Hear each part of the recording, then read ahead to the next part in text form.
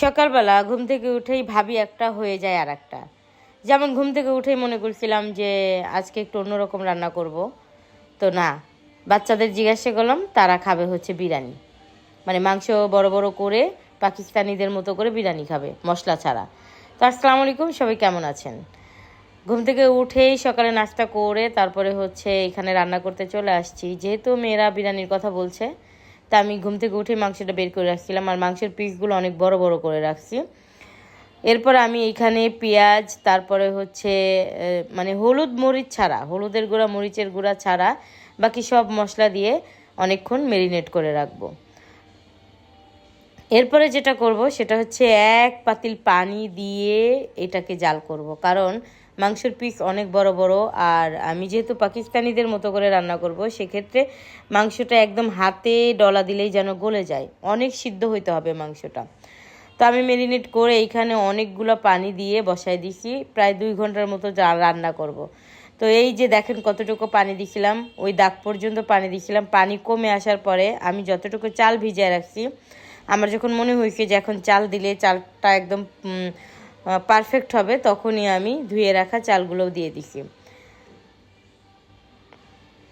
চালটা আমি আগে ভেজে নেই, কারণ আজকে আমি একদমই নর্মালি রান্না করব, একদম মশলা ছাড়া। তো প্রথমে ভাবছিলাম যে ঘি দিব না, কিন্তু আসলে বিরিয়ানি বলেন, যেটাই বলেন, পোলাও জাতীয় কোনো কিছু বলেন, ঘি না দিলে কিন্তু ওইরকম মজাও লাগে না। তো আমার বাসায় ঘি ছিল না, তাড়াতাড়ি করে বা দোকান থেকে ঘি নিয়ে আসলাম।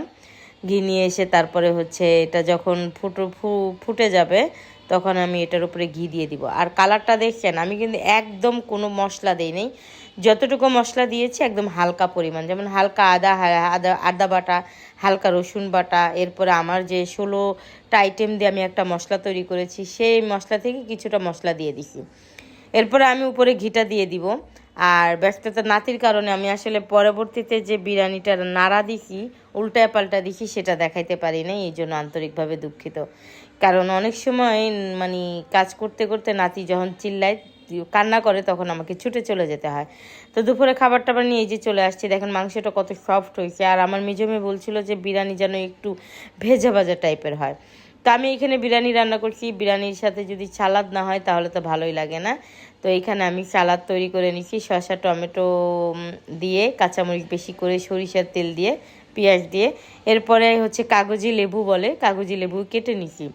খাবার পর সময় আমার মানে মনে হচ্ছিল যে আমি রিভিউ দিইনি এই কারো থেকে। তো তুবা খাওয়ার পরে কি বলে সেটাই আপনাদের মাঝে শেয়ার করব।